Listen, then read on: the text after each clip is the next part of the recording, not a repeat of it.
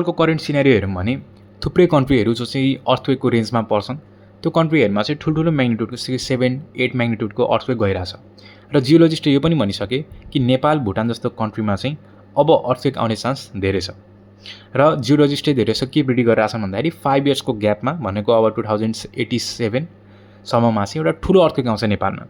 अब हामी कति बेलामा जस्तै कि राति हुन्छ कि सुतिरहेको बेलामा हुन्छ कि we don't know exactly earthquake जस्तो नेचुरल डिजास्टरहरू चाहिँ कतिखेर आउँछ हामीलाई थाहा हुँदैन र कत्रो आउँछ भनेर पनि थाहा हुँदैन। जस्तै कि मैले भनिसकेँ कि टेक्टोनिक्स प्लेट्स जब चाहिँ एक अर्काको बिचमा धसिन्छन् त्यतिखेर चाहिँ के हुन्छ एउटा इनर्जी रिलिज हुन्छ र त्यतिखेर के हुन्छ अर्थक्वेक आउँछ। It's as simple as that. र एउटा इन्डियन प्लेट र अर्को आई गेस पोलिनेसियन प्लेट होला, मैले रिसर्च गरेको छुइनँ होइन, एकचोटि सर्च गरेँ हेर्नु। त्यो दुइटा जब नेपाल तिनीहरूको बिचमा लाइ त्यो प्लेट्सहरूको बिचमा लाइ गर्छ द्याट्स वाइ 520 इयर्समा जति पनि वेस्टर्न साइडमा धसिएको छ होइन टेक्टोनिक्स प्लेट एक अर्को बिचमा आकाशमा धसिएका छन् त्यो इनर्जी रिलिज हुनको लागि एउटा ठुलो अर्थक्वेक चाहिन्छ। अलमोस्ट 8 देखि 8.5 9 म्याग्निट्युडसम्मको, 9 त अब नसोचौँ होइन, जो नि 8.5 सम्मको। अब कि त वात्तै आएर जस्तै अब 2072 अर्थक्वेकमा 7.9 म्याग्निट्युडको आएको थियो आई गेस, 7.8 7.9 कुनै कुनै ठाउँमा 8.1 पनि गएको थियो। त्यसरी आएर जसरी 8000 मोर देन 8000 को डेथ भएको थियो र थाउजन्ड्स अब त्यो त गर्नै सकिँदैन होइन, जो नि 8000 भन्दा बेसीको डेथ भएको थियो। यसपालि त्योभन्दा बेसी त अभियसली नै हुन्छ किनकि वेस्टर्न साइडमा झन् इपिसेन्टर बनाएर आयो भने वेस्टर्न साइडमा त जस्तै कि यहाँ अहिले काठमाडौँतिर वा पोखरातिर डेभलप्ड सिटीहरूतिर त अर्थक्वेक रेजिस्टेन्स मेटेरियलहरू युज भइरहेको छ। 2072 पछि घर बनेका छन् अलमोस्टमा अर्थक्वेक रेजिस्टेन्स मेटेरियल नै युज भएको छ। Not at Japanese quality but somehow earthquake resistance भनेको धान्न सक्ने खालको, बट वेस्टर्न साइडमा छैन, अलमोस्टको छैन। सो वेस्टर्न साइडमा आयो भने वेस्टर्न साइड अफ नेपाल तस महस हुन्छ, everything almost everything would be destroyed. So अबको 5 इयर्सको लागि we need to be very much aware about it. र जहाँ पनि हुनसक्छ we need to be prepared. र हामीले चाहिँ के गर्नुपर्छ भन्दा सकेसम्म के प्रिपेरेसन हुन्छ होइन अर्थक्वेक जान सक्ने चान्स, किनकि अब त 5 इयर्समा अलमोस्ट पोसिबल चान्स छ कि आउँछ नै आउँछ एउटा ठुलो अर्थक्वेक भनेर। कि त ठुल्ठुलो अर्थक्वेक आउन सक्छ कि त सानो गरेर एक पुरै 100 टाइम्स कि 5 म्याग्निट्युडको अर्थक्वेक 100 चोटि आएर पनि इनर्जी रिलिज हुनसक्छ। So anything can happen. जस्तै कि म एउटा फ्याक्ट भन्छु होइन, धेरैले थाहा छ कि छैन मलाई थाहा भएन, त्यो 2072 को जुन अर्थक्वेक आएको थियो नि 7.9 म्याग्निट्युडको, त्यो अर्थक्वेकमा जस्तै कि त्यो अर्थक्वेक रिलिज भयो अनि मान्छेले भनिरहेको थियो ल अब जति पनि इनर्जी रिलिज हुनु थियो त्यो भइगयो, अब यति भएपछि हामीले ढुक्कले बस्न सक्छौँ भनेर भनेको थियो।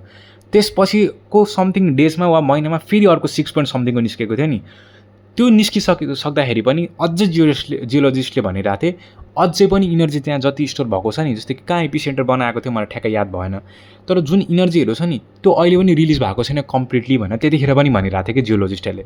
स्टिल भनिरहेको थियो कि अब आउने लाइक वर्षमा चाहिँ there would be still a huge earthquake that's coming in Nepal, त्यतिखेर पनि भनिरहेको थिएँ। I guess we all can remember 2072 earthquake, किनकि म आफै पनि बाथरुममा थिएँ कि एन्ड पछाडि कन्स्ट्रक्सन भइरहेको थियो अनि सबैजना भुइँचालो भन्ने चिज मलाई थाहा पनि थिएन भुइँचालो भनेको के किन चिच्याउँछ भनेर सोचिरहेको थिएँ। अनि पछाडि कन्स्ट्रक्सन भइरहेको छ त्यही भएर भुइँ हलियो होला भनेर म आनन्दले बसिरहेको थिएँ कि सिन पिपल रनिङ होइन स्क्रिमिङ, त्यसपछि घर ढलेको आफ्नै लाइभ आँखा अगाडि। I scene everything. 7.9 भन्ने थियो र झन् इपिसेन्टर अलिकति टाढा भएको कारणले गर्दाखेरि त्यस्तो डिस्ट्रक्सनहरू हुन पाएन म जुन बस्ने एरिया थियो त्यसमा।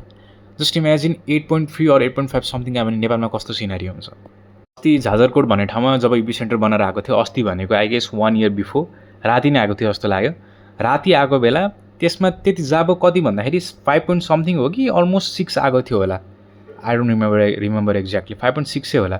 त्यतिखेरमै यति डिस्ट्रक्सन भएको थियो त्यहाँ कि त्यो रेस्क्यु गर्नको लागि जति पनि मेटेरियलहरू छ नि त्यो नपुगेको थियो कि। एन्ड जस्ट इमेजिन 8 आयो भने नेपालमा कस्तो हालत हुन्छ होला। And that is all, we all need to be aware about it. पनि प्रिभेन्सन छ त्यो अहिलेदेखि नै सोचेर राख्ने, किनकि anything can happen at any time. कि यो चान्सै हुँदैन कि के डराउने यताउति, it's not that, it's natural disaster and we have experienced it once. मेरो एउटा साथी थियो एउटा स्कुलमा, I guess he was from different section and he was like killed during that earthquake. अब हामी त सबैजना सानो नै थियौँ होला 2072 को अर्थक्वेकमा। बट इफ यु मैले जहाँसम्म रिमेम्बर गर्न सक्छु म चाहिँ हाम्रो स्कुल चाहिँ अलमोस्ट 4-5 मन्थ्सको लागि दसैँ तिहारपछि मात्र खुलेको थियो हाम्रो स्कुल पनि पुरै चर्केर यताउति भएको रहेछ।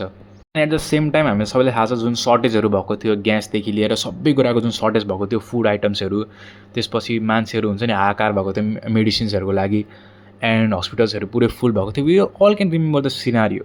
So that's why prevention is better than cure. So that's it. I will be making this kind of videos again and again in my YouTube channel.